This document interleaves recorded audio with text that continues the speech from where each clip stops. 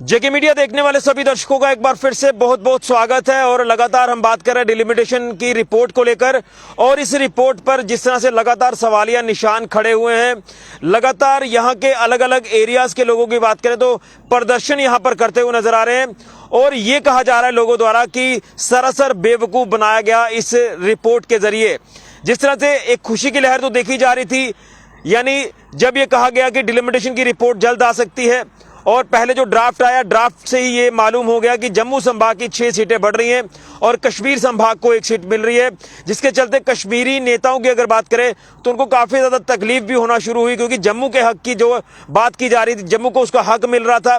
लेकिन जब ये अब सिफारिशें सामने आई है, ये जो अंतरिम रिपोर्ट सामने आई है, इसमें जो ये क्लियर पिक्चर हुई है कि कहीं ना कहीं कुछ कॉन्स्टिट्यूएंसीज को मर्ज कर दिया गया, कईयों को खत्म कर दिया गया, और जो एरियाज डिवाइड किए गए हैं वो भी ऐसा लग रहा है कि ना तो टोपोग्राफी को ध्यान में रखा गया, ना डेमोग्राफी को ध्यान में रखा गया, और ना ही टेरेन को ध्यान में रखा गया, ना ही लोगों की सुविधाओं को ध्यान में रखा गया कि कौन सा एरिया कहां पर जाकर जोड़ना है। इन चीजों को नहीं देखा गया। यानी कहीं ना कहीं जो तथ्य सामने लाए, उन तथ्यों को भी आधार पर नहीं रखा गया, जिसको लेकर तमाम सियासी नेताओं की बात करें या तमाम जो जनता के नुमाइंदे हैं, लोग हैं, इस रिपोर्ट पर सवालिया निशान खड़ा कर चुके हैं। तो लगातार हम प्रदर्शन भी आपको दिखा रहे हैं, लोगों की प्रतिक्रिया जो सामने आ रही है वो भी दिखा रहे हैं। लेकिन अब सियासी माहौल को लेकर बात करें तो मैं इसके ऊपर भी एक रिएक्शन लेना चाहता हूं, क्योंकि सांबा जिला की मैं बात कर रहा हूं। यहां 3 कॉन्स्टिट्यूएंसीज अब बन चुकी हैं। रामगढ़ कॉन्स्टिट्यूएंसी एक नई बनाई गई है, लेकिन उस कॉन्स्टिट्यूएंसी को लेकर भी खुशी तो पहले देखी गई, लेकिन अब बहुत से सवालिया निशान इस कॉन्स्टिट्यूएंसी के ऊपर खड़े हो चुके हैं। मैं पहले भी आपको ये अपडेट कर चुका हूं। तो मैं सबसे पहले रिएक्शन लूंगा। मेरे साथ मौजूद है कांग्रेस के स्पोक्स पर्सन संदीप शर्मा जी, जो कि यूथ कांग्रेस से ताल्लुक रखते हैं। मैं इनसे जानने का प्रयास करूंगा। तो सबसे पहले मैं शुरुआत यही करूंगा कि डिलिमिटेशन की रिपोर्ट को लेकर लगातार लोग इंतजार कर रहे थे कि एक रिपोर्ट आएगी और इससे पिक्चर क्लियर होगी और जम्मू को उसका जो हक कहीं ना कहीं नहीं मिलता था वो मिलेगा। मिला हक, लेकिन कहीं ना कहीं कई सवालिया निशान खड़े हो गए हैं इस रिपोर्ट को लेकर। सबसे पहले मैं आपका रिएक्शन लूंगा और इसके बाद सांबा जिला को लेकर भी बात करेंगे। ऋषि जी, इस मुद्दे को लगातार आपने उजागर किया और मैं आपका शुक्रिया अदा कर रहा हूं, क्योंकि ये जो जनता को मूर्ख बनाया गया इस डिलिमिटेशन रिपोर्ट ने, कहीं ना कहीं ये मैं आपको एक बात कह रहा हूं कि भारतीय युवा कांग्रेस और कोई कांग्रेस पार्टी इसको सिरे से खारिज करती है इस डिलिमिटेशन रिपोर्ट को। तो मैं यही कहना चाहूंगा कि लोगों के एक आस में थी, लोगों में एक वो था कि हमारी सांबा डिस्ट्रिक्ट में एक नई कॉन्स्टिट्यूंसी बनने जा रही है। उस कॉन्स्टिट्यूंसी बनने के बाद लोगों में जो 22 साल से हमारी कॉन्स्टिट्यूंसी रिजर्व थी, चलो वो ओपन तो की गई, लेकिन तमाम जैसे सांबा राजपुरा ब्लॉक को सांबा के साथ जोड़ा गया, उसके साथ राजपुरा ब्लॉक से लेकर 0 लाइन की इन्होंने जो कॉन्स्टिट्यूंसी बनाई है, उसमें कई गांव इन्होंने जो 15 किलोमीटर भी उससे दूर है वहां उनको काट दिया गया। और ये कहीं ना लोगों के साथ नाइंसाफी है, और कोई टोपोग्राफी या कोई राय, कहते हैं ना कि राय मुशायरी, लोगों के साथ कोई मशवरा किया जाता है, या राजनीतिक, मुझे लगता है कहीं ना कहीं इसमें कोई साजिश की बुआ आती नजर आ रही है। लेकिन सांबा जिला को लेकर बात कर रहे हैं कि जिस तरह से रामगढ़ कॉन्स्टिट्यूंसी एक नई कॉन्स्टिट्यूंसी तो दे दी गई, लेकिन रामगढ़ जो कि बॉर्डर एक बेल्ट है और बॉर्डर की ही एक कॉन्स्टिट्यूंसी बनाई गई है, जिसमें बॉर्डर के हर एक इलाके को ऐड किया गया। तो क्या पंगदौर और बैंगलोर को छोड़ना कितना सही था, क्योंकि कहीं ना कहीं इसके ऊपर भी सवालिया निशान खड़े किए गए हैं। यही चीज तो संदेह के घेरे में आ रही है कि आपने जब 0 आपने कहा है कि बॉर्डर कॉन्स्टिट्यूंसी आपने बना दी, सांबा की 2 से 3 कॉन्स्टिट्यूंसियां कर दी, लेकिन वो जो राजपुरा ब्लॉक है वो कहाँ पड़ता है, और ये दयानी ब्लॉक, दयानी हमारा जो पंचायत है, रामनगर जो पंचायत है, तमाम ऐसे एरिया और पंगदौर और बैंगलोर को क्यों छोड़ा गया। तो मैंने आपको कहा कहीं ना कहीं ये राजनीतिक, इसमें राजनीतिक बदबू आ रही है। और हमारे जो सियासी, जो सत्ता पक्ष के सियासी खिलाड़ी हैं, उन्होंने ऐसा दाव पेच खेला कि लोगों को चारों खाने चित कर दिया, कोई सुनाई नहीं रही। लगातार लोग सड़कों पे हैं और अपनी मांगों को उठा रहे हैं कि हम लोग नहीं जाना चाहते। अगर आपने तीसरी कॉन्स्टिट्यूंसी बनानी थी तो एक ऐसी जनाधार या ऐसे तरीके से तैयार करते कि आगे आपने देखा सांबा कॉन्स्टिट्यूंसी हो जल्लो चक कहां तक, पहले ही सांबा कॉन्स्टिट्यूंसी को काफी बुरी तरह से बिगाड़ दिया गया था और चौधरी शानी कॉलोनी तक उसको ले जाया गया था। बड़ी मुश्किल से हमें इस बार ये आस में थे कि इस कॉन्स्टिट्यूंसी में जो हमारे गांव एक वोट बैंक जो है, मतलब कि लोड कम होगा और जनप्रतिनिधि जो होंगे वो अपने लोगों की आवाज सही तरह से सुन पाएंगे। लेकिन इस रिपोर्ट को लेकर बात करें तो लगातार ये भी लोगों द्वारा कहा जा रहा है कि भारतीय जनता पार्टी की केंद्र में सरकार है, इस समय वो सत्ता में है, तो कहीं ना कहीं उनका भी काफी ज्यादा प्रेशर जो वो डिलिमिटेशन कमीशन के ऊपर था और उन्हीं के प्रेशर के तले ये रिपोर्ट बनाई है। क्या आपको लग रहा है कि ये चीजें ऐसी हो सकती हैं, क्योंकि ऑटोनोमस बॉडी की हम बात कर रहे हैं कि एक इंडिपेंडेंट बॉडी है, तो इसके ऊपर भी सवालिया निशान है। जहां तक भारतीय जनता पार्टी की ये सारी कारगुजारी ही भारतीय जनता पार्टी की है। जम्मू कश्मीर को जब से उन्होंने स्टेटहुड का दर्जा छीना हुआ है ना, जम्मू कश्मीर को तबाह कर दिया हुआ है। मुझे एक बात बताइए, उनके नेता लगातार कैमरा, आप जाइए ना कैमरा लेके, वो छुपते हैं। क्यों छुपते हैं? क्योंकि उनके दिल में मैल है और वो लगातार लोगों को सच नहीं दिखाना चाहते, क्योंकि कहीं ना कहीं उनकी सुनवाई भी नहीं हो रही है। भारतीय जनता पार्टी एक बंदा जो दिल्ली में बैठ के जो लोग यहाँ के जम्मू की हर चीज को देख रहे हैं, चाहे वो माइनिंग का आपने हाल देखा, चाहे वो बिजनेस दायरा देखा, जहाँ लॉकडाउन में आपने कोई अभी मुश्किलें आई कि पता ही नहीं चल रहा कि हो क्या रहा है। तो परिसीमन एक बहुत ही गंभीर मुद्दा है, ये लोगों के फ्यूचर से जुड़ा हुआ है। 22 साल सांबा कॉन्स्टिट्यूंसी रिजर्व रही है, उसके बाद अब उन राजपुरा ब्लॉक वालों का क्या कसूर है? अगर उनको वहां फिर आपने रामगढ़ रिजर्व कर दी, उनका क्या कसूर है? कुछ ऐसा करना चाहिए था कि लोगों को राहत मिले, और ये राहत के नाम पर ये धोखा दिया गया। चाहे भारतीय जनता पार्टी का पूरा इसमें उनके एमपी, हमारे आदरणीय जो एमपी साहब हैं, आपने उनसे पूछ के दे, वो कहते हैं मुझे दुख है इस बात का। आपको दुख है इस बात का? आप उस डिलिमिटेशन जो कमीशन है उसका हिस्सा रहे हैं आप, और आपके एमपी है, नेशनल कॉन्फ्रेंस के एमपी, और आपको पता ही नहीं है कि क्या खिचड़ी बन गई है। लेकिन जो कॉन्स्टिट्यूंसीज को खत्म किया गया है, क्या आपको लगता है कितना सही किया है? क्योंकि सूत्रों के हवाले से हमें यह भी पता चल पाया कि जो कॉन्स्टिट्यूंसी को खत्म किया गया, वो कुछ लोगों द्वारा ये कहा जा रहा है, कुछ नेताओं द्वारा कहा जा रहा है कि वो बनी ही गलत थी। लेकिन अगर वो गलत बनी है तो क्या इसके ऊपर काम करना जरूरी नहीं था कि आए और उसको काट कर चले गए और वो एरिया ही पूरा खत्म कर दिया, एक मर्ज कर दिया गया? क्या वहां की कोई सियासत मायने नहीं रखती है? कोई चीज बनती है, नई चीज जब किसी चीज के, जैसे हमारे अभी ब्लॉक बने, सब डिवीजन बने, तो उसका काफी सारा इजाफा हुआ। लोगों को जो गगवाल वालों को जैसे कठुआ जाना पड़ता था, अब सांबा उनको नजदीक पड़ा। तो ये जब ये चीजें फिर से उसको रिमूवमेंट होती हैं तो उनमें लोगों को लगता है कि कहीं ना कहीं उन्हें सहूलियत फराम होगी। लेकिन आपने देखा कॉन्स्टिट्यूंसियां बनी हुई कॉन्स्टिट्यूंसी तबाह कर दी है।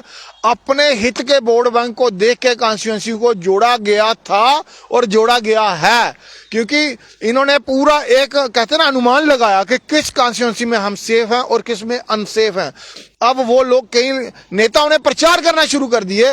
तो मुझे लगता है कि बहुत बड़ी एक राजनीतिक साजिश सांबा के साथ नहीं मैं कह रहा, पूरे जम्मू कश्मीर के साथ हुई है। कॉन्स्टिट्यूंसी को जो काटा गया, जो कॉन्स्टिट्यूंसी जिनके नामो निशाने मिटा दिए, मर्ज कर दिए। लोगों को लगता था कि वोट सेंसेक्स 2011 का देखा जाए तो और भी कॉन्स्टिट्यूंसियां बनने के आसार थे, लेकिन लोगों को कुछ हाथ नहीं आया। वही तो कह रहा हूँ कि 2011 के सेंसस को फेक बताया गया भारतीय जनता पार्टी की तरफ से। तमाम हम भी लोग कहते थे कि ये फेक सेंसस जो वो हुआ है, लेकिन उसी फेक को जो वो माफ कीजिए, उसी सेंसस को आधार पर रखते हुए ये सारा का सारा डिलिमिटेशन का जो मसौदा तैयार हुआ है। क्या आपको लग रहा है कि अब आज भारतीय जनता पार्टी कह रही है कि जो हुआ है वो सही हुआ है? खुद उन्होंने कहा कि 2011 का सेंसस जो फेक है।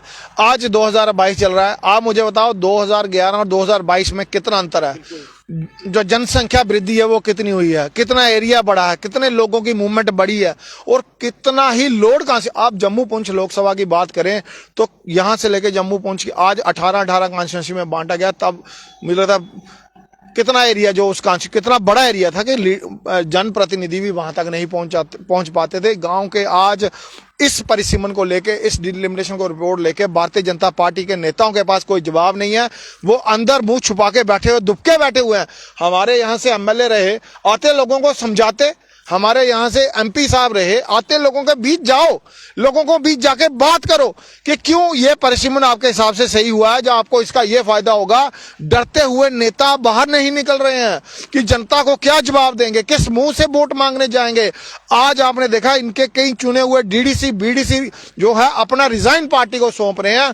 तो ये बहुत ही गंभीर मुद्दा। भारतीय जनता पार्टी ने तो अपने पांव में कुल्हाड़ी मार ही ली है, लेकिन जो हमारे बच्चों का, जो नेताओं का, कई हमारे नेता सांबा कॉन्स्टिट्यूंसी के अपनी राजनीतिक करियर के अंतिम पड़ाव पे हैं। लेकिन सांबा जिला को लेकर मैं बात करूंगा, जो ये नई कॉन्स्टिट्यूंसी बनाई रामगढ़ कॉन्स्टिट्यूंसी, जिस तरह से मैं पहले भी अपडेट कर रहा हूं आपको, जिसमें तमाम बॉर्डर का इलाका डाल दिया गया। आज राजपुरा के लोग खुश नहीं है। राजपुरा के लोग ये कहते हैं कि हमारे 25 साल पहले भी रिजर्वेशन में ही गए हैं, यानी वो रिजर्व रहे और वो हीरानगर कॉन्स्टिट्यूंसी में थे, जिला कठुआ के अंतर्गत, लेकिन अब उन्हें जिला सांबा में डाला गया, अब वो रामगढ़ कॉन्स्टिट्यूंसी में ऐड किए गए हैं। तो वो भी इस चीज को सिरे से नकार रहे हैं कि हम इसे एक्सेप्ट नहीं करेंगे और हमें गगवाल के साथ ही रखा जाए, गगवाल और राजपुरा का बंटवारा ना किया जाए। तो क्या लग रहा है किन तथ्यों को आधार पर रखते हुए एरियाज को बांट दिया गया है? यहाँ कहाँ नेशनल हाईवे के साथ लगते गांव बॉर्डर में डाले गए और बॉर्डर के लगते गांव शहर में डाल दिए गए? ये क्या लग रहा है, क्या वाकई में इसमें कोई सियासत की एक बड़ी बू आती हुई नजर आ रही है? पहले तो सबसे बड़ी बात यह है कि जब यह परिसीमन शुरू हुआ, डिलिमिटेशन रिपोर्ट का प्रोसेस जब शुरू हुआ, तो आपने देखा कि रेडिसन ब्लू होटल में जो बाहर से जो भी कमेटी गठित की थी वो उसी कमरे में आई, वहां बैठी, लोगों के साथ जो अपोजिशन के लीडर थे या कोई जनप्रतिनिधि थे उनसे वहां बैठ के मिली। यहां तक कि उन लोगों को गांव का दौरा करना चाहिए, गांव में जाके लोगों की प्रतिक्रिया लेनी चाहिए, लेकिन बंद कमरे में बैठ के 5 सितारा होटलों में परिसीमन कर दिया गया।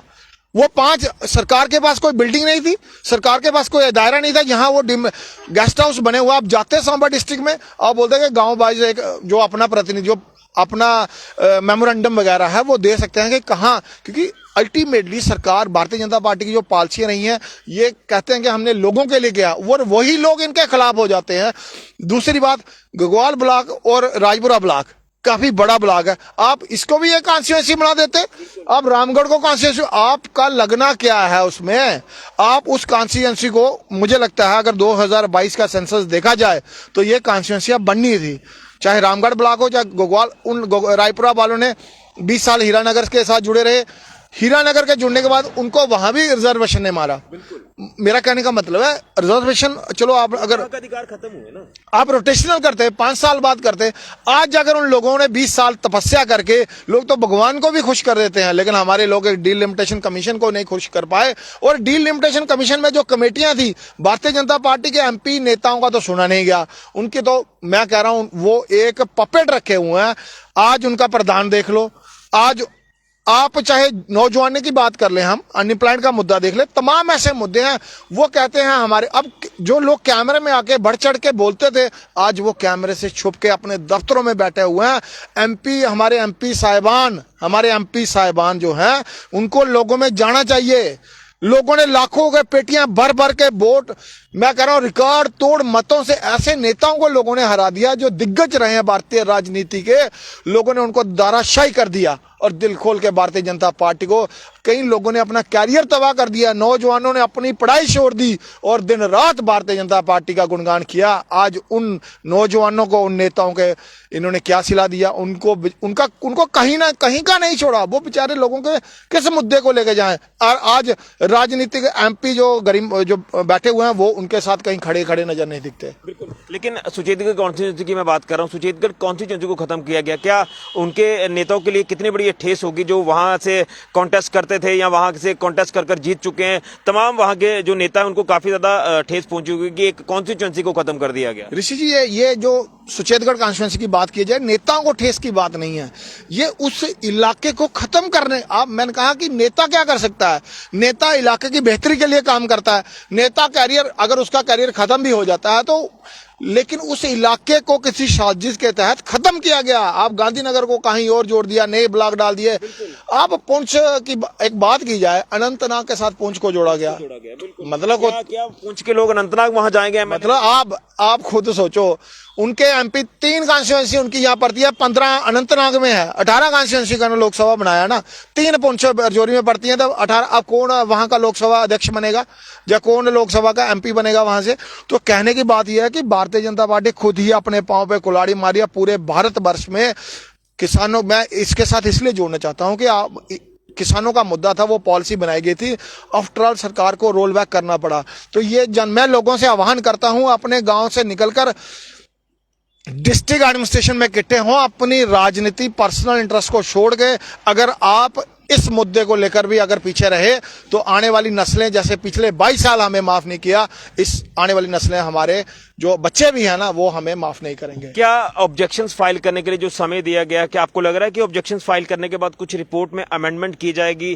कुछ लोगों की जो अभी जो रोष प्रदर्शन झेलने को मिल रहा है, क्या इस रोष प्रदर्शन को ध्यान में रखते हुए उनके हक अधिकारों को उस रिपोर्ट में डाला जाएगा और फिर उसके बाद एक फाइनल रिपोर्ट जो वो आएगी डिलिमिटेशन की? ऑब्जेक्शन का कहीं ना कहीं कोई मतलब ही नहीं रह गया। ये एक वन मैन आर्मी स्कीम थी जो उन्होंने लॉन्च कर दी। सीधे से मैं आपको बता रहा हूं, लोग सड़कों पे आएंगे, लोग इनके, जैसे मैं कहता हूं कि इनके हाथों से उनको पकड़ के करवाना पड़ेगा, तब जाके जो इसमें ऑब्जेक्शन फाइल करना है मात्र औपचारिकता है। की भी है कि इन लोगों ने, कौन सुन रहा है ऑब्जेक्शन को? बहुत सारे और भी, मैं कह रहा हूं, ये लोगों को जागना पड़ेगा और डीसी डिस्ट्रिक्ट एडमिनिस्ट्रेशन में आके धरना दिन रात, हम भी लोगों के साथ है, लेकिन अपनी पर्सनल जो राजनीति है, जहां पर्सनल पार्टी से उठ के लड़ना पड़ेगा। अच्छा हुआ रामगढ़ कॉन्स्टिट्यूंसी बनते, हमारे उन लोगों को मुबारकबाद है, बहुत अच्छी बात है, लेकिन हमारे लोगों का क्या कसूर है? आज जो लोग दूसरे पार्टियां छोड़ के इस पार्टी में आए हैं, वो अपना जन जागरण अभियान शुरू कर चुके हैं, तो इसका मतलब ये है कहीं नहीं सुनी जाएगी। लेकिन मुझे भी ऐसा ताज्जुब होता है कि जो रिपोर्ट सांबा की सामने आई है डिलिमिटेशन की, उसमें ऐसा लग रहा है कि नॉर्थ पोल साउथ पोल के हिसाब से एरियाज को कर दिया गया है। कोई एरिया कहाँ पड़ता है उसको कहाँ डाला गया है, ये चीजें नहीं समझ आ रही ना, इसलिए तो आज लोग सड़कों पर हैं। ये इसलिए नहीं समझ आ रही, जिन्होंने डिलिमिटेशन रिपोर्ट तैयार किया उनको क्या पता पलूरा कहाँ है, मावा कहाँ है, मधून कहाँ है, कटली कहाँ है, दयानी कहाँ है, ये इलाके वो उन्होंने देखे थोड़ी हैं। वो तो मैंने बोला 5 सितारा होटल में बैठ के चाय की चुस्कियां लेके वहां अंदर ही ये मसौदा तैयार कर दिया गया। यानी आपकी तरफ से कहना है कि ये बेवकूफ बनाया जा रहा है? ये बेवकूफ हम तो 2014 से कह रहे हैं, लोगों को अभी अभी समझ आ रही है। लेकिन भारतीय जनता पार्टी भी तो ये कह रही है ना कि ये रिपोर्ट जो वो ठीक नहीं है, इसको लेकर हम भी अपनी लड़ाई कमीशन के आगे जाकर लड़ेंगे। कौन सा भारतीय जनता पार्टी का सांसद ने, युगल किशोर जी ने कहा जब हमने 2 दिन पहले उनसे बात की। मैं सांसद जी को कहूंगा कि आपको, आपके नेताओं ने ही आपको कहीं का नहीं छोड़ा है। आप सांसद हो, आप लोकसभा सांसद का, अगर मैं कह रहा हूं, मैं किसी का नाम नहीं लेना चाहता, आप सांसद हो तो आपने कितनी बार, अभी पीछे उन्होंने कहा था रेल प्रोजेक्ट कंप्लीट हो गया, तो फिर सांसद की, अब मैं कहूँगा, एक गरिमा होती है, उनकी सुनाई कहीं नहीं है। पार्टी का प्रदेश अध्यक्ष जो है वो बेचारा उसको कहीं ना कहीं वो अब छुप के घूम रहा है कि मैं कहाँ जाऊं। मैं कहता हूं लगाओ अखाड़ा, आ जाओ आप सांबा में जनता दरबार लगाओ, एमपी साहब भी हो, भारतीय जनता पार्टी का प्रदेश अध्यक्ष भी हो, आदरणीय जो दिल्ली में बैठे हुए नेता उनको बुलाओ। क्या लोग आपकी हालत करते हैं? मैं कहता हूं आ जाओ लोगों के बीच, लेकिन नहीं आ रहे क्योंकि उनकी सुनवाई नहीं है। वो किसको सुनाई जाके? उनके गवर्नर सत्यपाल मलिक ने कई बार ऐसे बयान दिए हैं, मुझे आश्चर्यजनक होता है इस बात पे, ये किस चीज की राजनीति कर रहे हैं? जम्मू के लोग, जम्मू का नौजवान, चाहे टिप्पर चालकों की बात ले लो, डेली बेचरों की बात ले लो, बहुत सारे ऐसे बॉर्डर स्पायर, वो लड़कियां, हमें दुख लगता है ऋषि जी, हम अगर जाते हैं तो वो उन नेताओं की वजह से कहीं ना कहीं लोग हमें भी टूट के पड़ते हैं कि नेताओं ने हमारा भविष्य खराब कर दिया। क्योंकि जो लोग, जो जनप्रतिनिधि थे, वो बच्चों के साथ या लोगों के मसले लेके जाया करते थे, उनकी सुनाई होती थी। आज तो इनकी हालत, वो बहुत बुरी हालत है। ये पीले, वो कहते हैं ना, संतरी कपड़े, ऑरेंज कपड़े डाल के आप लोगों को सिर्फ जय श्री राम, जय श्री राम जी, आप यही कहेंगे हाथ जोड़ के, जय श्री राम। आखिर में जो आपने, मैं देख रहा था सोशल मीडिया पर, आपने डिलिमिटेशन को लेकर 2 पंक्तियां जो वो सबको सुनाई है, तो मैं अपने चैनल के माध्यम से भी ये पंक्ति अपने दर्शकों तक पहुंचाने का प्रयास आपकी तरफ से करवाऊंगा। मैं कोई कवि नहीं हूं, लेकिन मैं एक दिन बैठा हुआ था, मैंने कहा डिलिमिटेशन को, एक डोगरी कविता के बारे में शायद लोगों को जल्दी ही समझ। ये जब से परिसीमन शुरू हुआ उसके आखिरी तक मुझे जितनी आती है मैं सुना दूंगा। बाकी आओ तुसेंगी सच सना डिलिमिटेशन पर रोशनी पा, आओ तुसेंगी सच सना डिलिमिटेशन पर रोशनी पा, कल्ले गया कड़ा बना, कल्ले गया खान ना गया पुछा ना गया सना, आओ तुसेंगी सच सना, इयां आऊं डिलिमिटेशन करा, 12 आऊं बंदे बुला, रेडिसन ब्लू च रज लवा, रेडिसन ब्लू च रज लवा, लोग के ना पैसा जिया मर्जी डुआ। मतलब सरकार के पास कोई और ऑफिस दायरा नहीं था और रेडिसन ब्लू में बुलाया गया। इलेक्शन कमीशन जेबा च पा, इलेक्शन कमीशन जेबा च पा, मर्जी करना इलेक्शन करा, अफसरें करना सरकार बना, बगैर मुख्यमंत्री, बगैर इलेक्शन मुख्यमंत्री बनाओ, आओ तुसेंगी सच सुना डिलिमिटेशन पर रोशनी पा। आखिरी में एक बात कहना चाहूंगा, मेरी मर्जी कभी कहता है, कभी का भाव ये है कि जो सत्ता पक्ष कहता है मेरी मर्जी केड़ी रखा रिजर्व, केड़ी ओपन करा, मर्जी करना अदबंदी करा, वोट दिखिया जोड़ा करा आओ तुसेंगी सच सुना डीलिमिटेशन पर रोशनी पा। चलिए, बहुत शुक्रिया। तो ये थे हमारे साथ संदीप शर्मा जी, जो कि यूथ कांग्रेस के स्पोक्स पर्सन है और अपनी बात रख रहे थे डिलिमिटेशन कमीशन की जो रिपोर्ट एक आई है सामने, जो सिफारिशें सामने आई हैं और उसके बाद लगातार जो रिएक्शंस जिला सांबा से ये तमाम अलग अलग एरिया से देखने को मिल रहे हैं वो ठीक नहीं है, क्योंकि कहीं ना कहीं ऐसा लग रहा है कि प्रेशर के तले ये रिपोर्ट बनाई गई है, जो साफ तौर पर हर एक व्यक्ति या अलग अलग पॉलिटिकल पार्टी के नेता कह रहे हैं कि भारतीय जनता पार्टी की तरफ से अगर देखें तो कहीं ना कहीं उनका प्रेशर हो सकता है कि जो सत्ता में बैठी है तो वो कुछ भी करा सकते हैं, लेकिन हम इसके ऊपर नहीं जाएंगे, हम इसकी कोई पुष्टि नहीं करेंगे, क्योंकि सियासी खेल की अगर बात करें तो हर एक जो है वो पार्टियां एक दूसरे के ऊपर आरोप प्रत्यारोप लगाती ही हैं, लेकिन कहीं ना कहीं इस समय जो हालात हमने आपको सांबा जिला के बताए, हालांकि हम तो सुचेतगढ़ कॉन्स्टिट्यूंसी के भी आपको हालात बता ही रहे हैं कि उस कॉन्स्टिट्यूंसी को मर्ज कर दिया गया आरएसपुरा के साथ, वो कॉन्स्टिट्यूंसी खत्म कर दी गई। रामगढ़ कॉन्स्टिट्यूंसी बनाई तो गई नहीं, लेकिन इस समय लगातार मतभेदों में है। रामगढ़ के लोग कहते हैं कि रिजर्व क्यों की गई, ओपन रखनी चाहिए थी।